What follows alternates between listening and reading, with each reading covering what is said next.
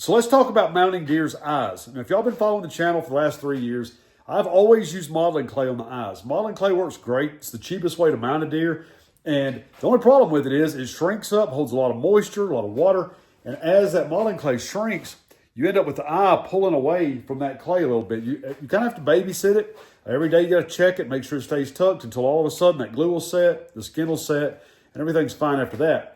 But a good friend of mine, Justin Martindale, that's got Southern Times Taxidermy here locally, has showed me that he uses epoxy sculpt around the eyes to get them set. Now, I've seen taxidermists do this in the past and have never tried it before because I was a little bit reluctant to have something that was so permanent so fast. But now that I've been doing this for a while, and I don't know that this is something that I would recommend to somebody that was first getting started to kind of get a feel for how to build the eyes, because that epoxy does dry fairly quickly. But on this deer right here, I did use epoxy, and the eyes look beautiful. And the thing is, they're hard as a rock, and they're that way in about, it takes probably 30 minutes to an hour, and they're completely set. Now, what Justin told me he does not actually use any glue around these eyes. Whereas some taxidermists will build the eye with epoxy, let it dry even maybe overnight, then come back and glue up the skin the following day. What he does is he uses wet epoxy, puts it on there. You can even add a little bit of water to it to kind of make it tacky. And when you put those eyes on there, just save a little bit of tucking skin to where you can tuck it. And that epoxy will actually stick to that eye skin and just glue it to itself, which is great, as long as you've got a fairly quick work ethic and can get those eyes done before that epoxy tries to cure. So anyhow, this deer right here, I'm going to use epoxy. And I'm just going to walk you through the steps, the stuff that I've changed slightly to make that work that's different than the way that I used to do it. So if any of y'all want to try this, you can kind of see the order that I'm going to mount the deer in now compared to how I used to do it. I would set the eyes, get everything ready, put the skin on, and go to town because I wasn't worried about messing the clay up too bad because it's so pliable. I just work with it, form it how it needed to be formed. But I'm going to do this a little bit different, so y'all stay tuned. All right, so to get started, I've put glue on the entire body, around the neck, and up around the face, but just around the snout. Didn't put any glue around the eyes. I have not put any glue on the nose yet. So now we're going to get the cape. We'll get the cape put on, and we're going to pull it down to where we can epoxy these eyes. So I'm going to get my epoxy mixed up. Takes a little bit of getting used to figure out exactly how much you need, because you kind of have to do this all at one time. You're going to have to do both eyes before you're able to pull the cape up. I think this is going to be about right. It's going to be probably, half the size of a golf ball per part. Mix them together. And we're going to make some eyes right quick. Like I said, this goes kind of fast. You got a little bit of working time, but it definitely ain't like modeling clay. Y'all ever mix epoxy sculpt like this? You just roll it in your hands, ball it up in a ball, roll it again, ball it up in a ball. It also creates a lot of heat when you do that. So it makes this stuff soft, very pliable, and it's actually a little bit easier to work with. Plus it doesn't wear your fingers slap out trying to mix a whole bunch of epoxy if you're doing a bunch of these things. All right. Just gonna take a little bead. Just move it right over here.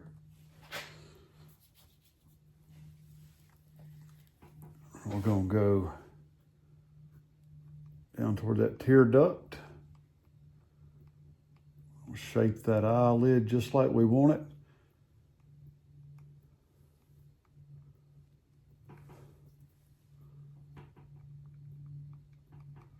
This doesn't have to be completely perfect because it will stay pliable for a minute. So once we get the skin on, we're going to be able to kind of sculpt it the way that we want it to look.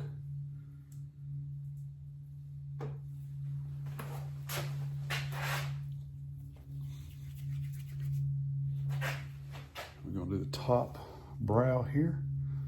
Come on down a little bit lower. Create that tear duct. Press that on into that eye and just form that brow.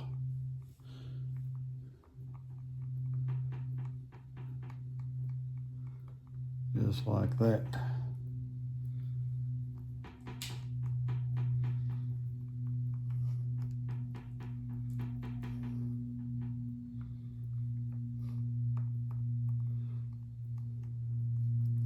All right, and I'm gonna do the other side right quick. And we'll get this sucker tucked. So it's built. Gonna add just a little bit of water. So there is already some moisture in the cape, so you ain't gonna have to water it too much. I just wanna get it where it's a little bit sticky. And we're gonna put the cape on. I did put glue too along the antlers if I haven't already said that. Make sure that you glue everything beforehand to give you a little bit of working time on the eyes. And then you're also going to want to make sure that you glue around the eye anywhere that you did not have glue previously.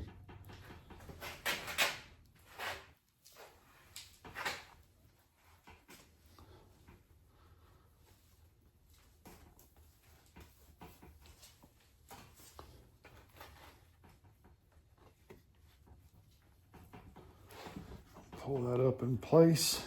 What I like to do, once you get to this step, take your little brad pusher, and I'll pull my ears up and pin those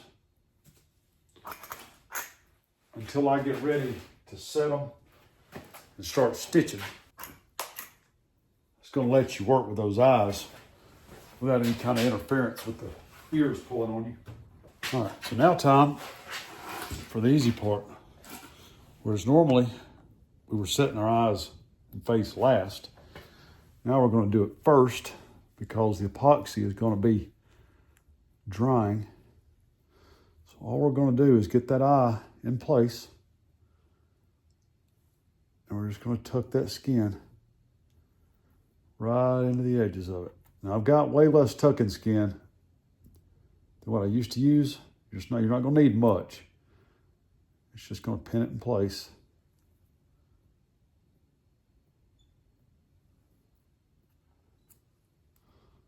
Just like that.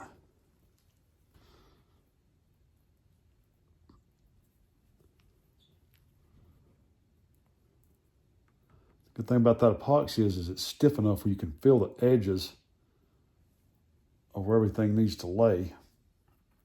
So once you get all that pressed into place, we'll work this tear duct in.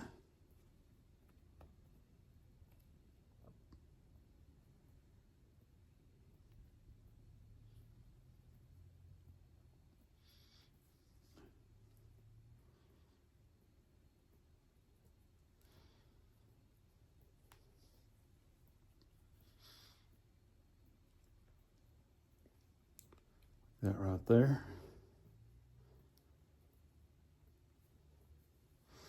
We got to build this eyebrow.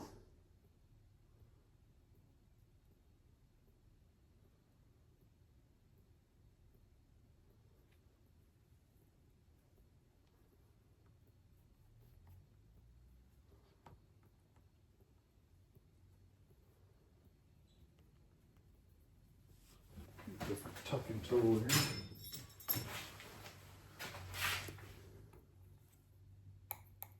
We'll make sure that this stays nice and smoothed out.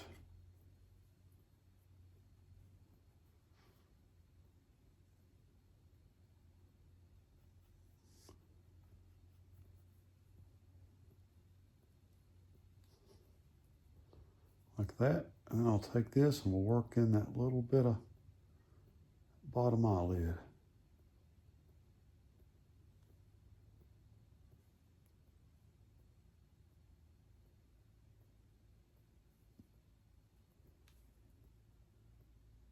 Just like that. And you got a little bit of time, probably, I don't know, a little longer than 30 minutes probably. There's enough moisture in the cape where you can still mess with that a little bit. But that eye is pretty much going to set up and look exactly like that from now on. So very short period of time, you don't have to mess with anything, and all of a sudden you just got two good looking eyes. Personally, I love it. I think this is going to be my go-to from now on, how I'm going to do these eyes.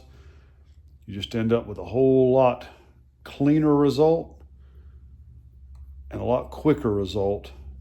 One less thing that you don't have to fool with later.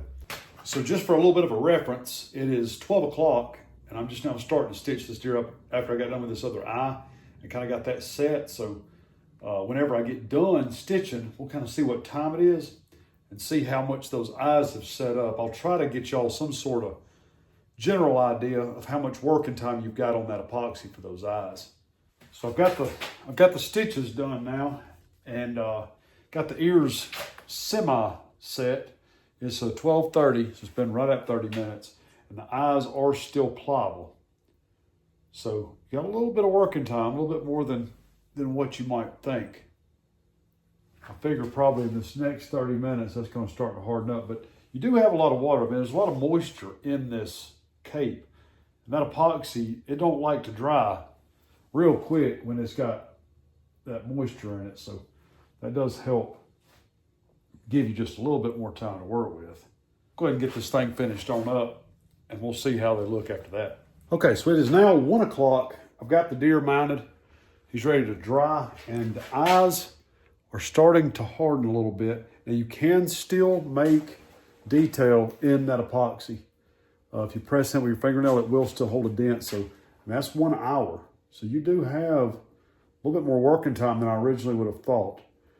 The other day when I mounted those up, I didn't really check them and time anything to see how much, but you got a little bit to work with here. This is actually kind of surprising just how long that will last with a little bit of moisture in it. So guys, y'all got to try this. Like this works great. Of course, all my taxidermist buddies that are out there watching, y'all are probably saying, I've been trying to tell you this for 3 years. That's what you should have been doing this whole time. But I'm hard-headed. I'm stubborn, so sometimes it takes me a little while to get on board even with a good idea. But for those of y'all that suggested this, 2 years ago, I appreciate it, and I should have listened because you were right. It works.